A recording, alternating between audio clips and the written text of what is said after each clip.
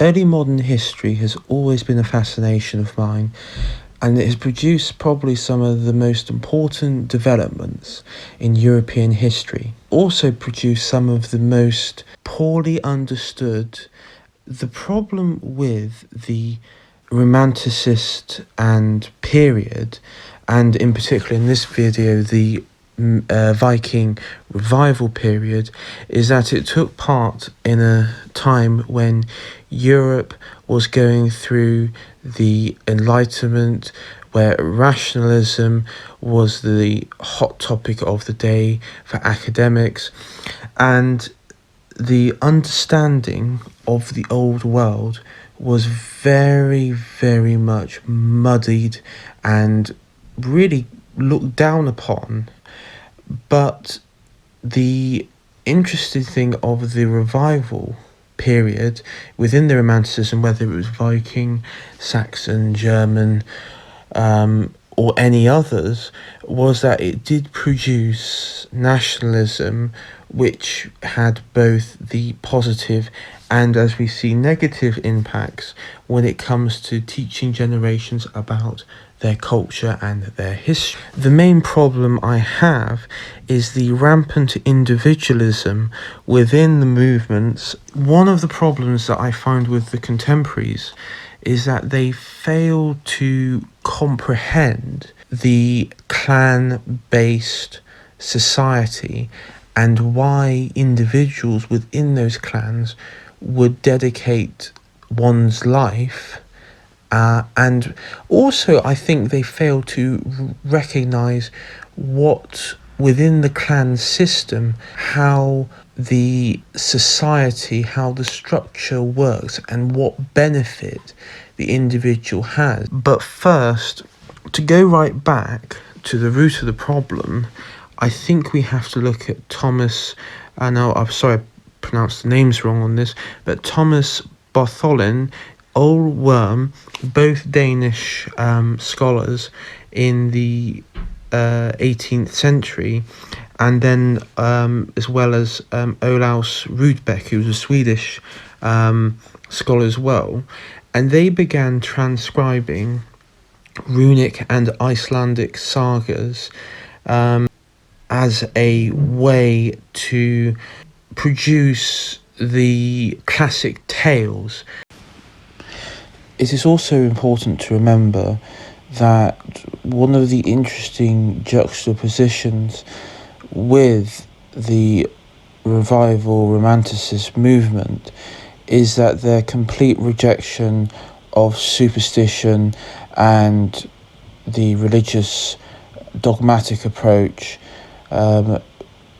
within society, marred with superstition, both the ancient pagan superstition but also mythology. And I always found it very fascinating that while on the one hand they despised the old world because of the superstition, yet they strive for like a pre-Christianized world before, and to learn and understand.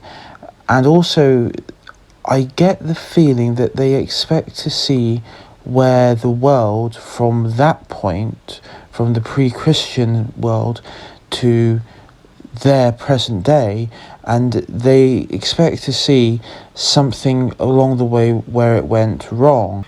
The legacy we have today is a very inaccurate view of Viking society, from the way that they dress, to the way that they behave, to the idea of, say, shield maidens, which has been something which has always been questioned throughout historical circles, and has been constantly promoted through the media, whether in films, TV shows, or upcoming games like Assassin's Creed Valhalla.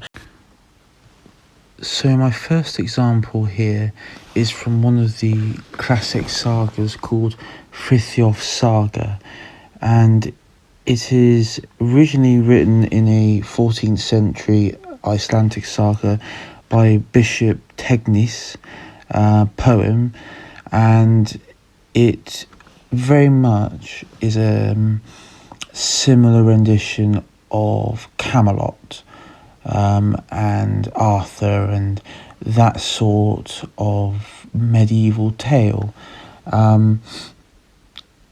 It, however, during the Victorian and Edwardian times, was revitalised under the Vikingism that swept across Victorian Britain, and it had a very popular attraction to it, and this culminated not just in the poems and the literature, but also in architecture, in paintings, illustrations. All things came from this, and it was very much on the concept of discovery, on nation building, and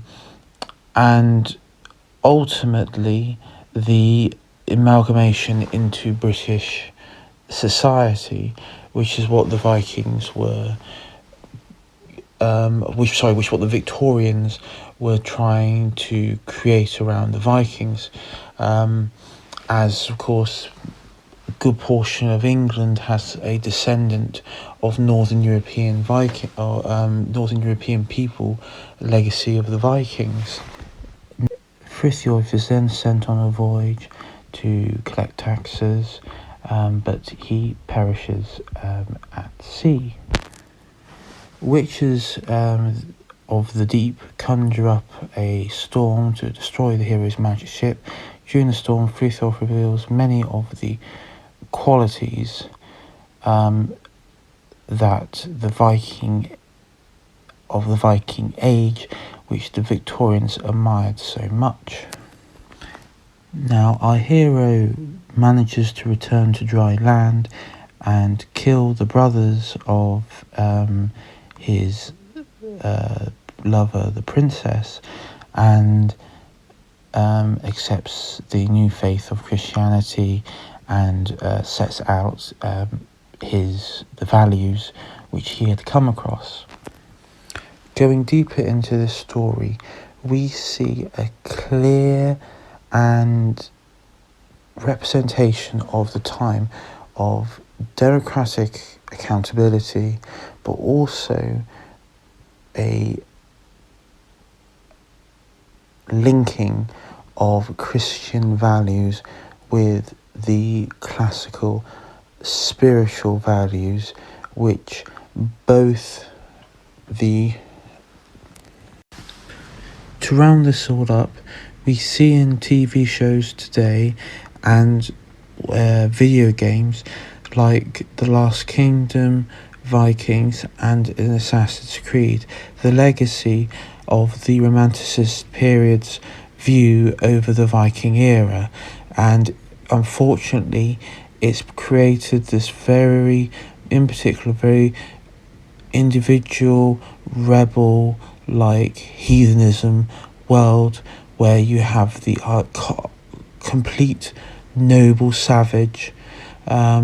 We see in The Last Kingdom that the main protagonist is a devout, born a Saxon, adopted into a Viking family, renounces Christianity and becomes a devout pagan. Even when he turns on the Vikings, he is still a rebel. He treats the king with no respect, with the realm no respect, or its peoples, or its customs. And we see this very much promoted theory that the Vikings have this very little respect for anyone or anything. In contrast with history, though, it does show that the Vikings had deep respect for the people that they would come to rule over. There's no evidence to suggest they would persecute people on their religious beliefs, and very surprisingly, they were a very open society when it came to that. I mentioned the clothing. Yes, one of the big things that comes is the clothing. Some of it I just think in some of the TV shows is ridiculous. Truth be told, like the horned helmets and the paints and the bones sticking out of hairs and everything, while it might have a sort of quirky, sort of fun view of the Vikings, it's very inaccurate, and unfortunately even today it's seen as an accurate depiction of your average Viking warrior. Though in reality, like many people of the era, Vikings were a mix of spear, swordman, axeman, wearing very much padded clothing due to the cold climate, but in reality they were very much normal to, I guess you could say, the type of warriors they had for that era in time. And on the topic of shield maidens and their roles within Viking raids and Viking conflict, there is no evidence to suggest either way. The only point which certain people have used as reference to suggest shield maidens were as equal to men on the battlefield, which I don't believe, but their belief comes from a archaeological dig in, I believe it was Sweden, where remains were found of what to be Viking warrior, which turned out to be the bones of a woman. Now, there is two possibilities to this. One suggestion is that she died not in conflict, but either of natural diseases or clan dispute or something, where she was the last line of defense of her home, or it was a family communal grave where the bones may have been mixed up with others of the family, so it's quite hard to tell what part of the skeleton was one person to another. And also the main sort of narrative is that she was in fact a warrior, and they were a common group of warriors to be with Viking warring raiding parties and further conquests of the British Isles. From what I see from the historical evidence, there really is very little to suggest that shield maidens did actively were a large number to take part in Viking raids. It is known that when the Vikings settled in Britain, they did bring their families with them, so they would have brought shield maidens with them to which would have been their wives and mothers and all that sort of stuff. But when it comes to actual raiding, it doesn't look like it happened in the way that the media and from the sort of romanticised period would have you made to believe. And it's a real shame, because it really has, I think, though, a deeper look into the Viking world, and the truth and the accuracy is something which I really wanted somebody to do a film about or TV show, but it always seems it just descends into your classical take on Viking period. For those listening, and only thing I will recommend, which I think is a perfect representation of Viking society, is a game of Mount and Blade Viking Reforge. It is a very good, very accurate, I would say most accurate game and depiction of Viking society, so that's one that's worth checking out. Apart from that, though, there's very little that I can really say that is truly accurate, but maybe one day.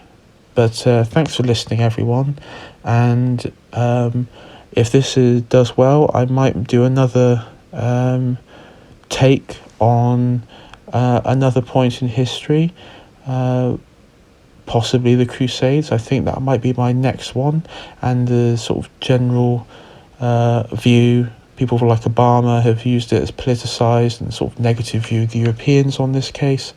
So maybe something like that would be quite interesting to do. But anyway, thanks for listening and goodbye.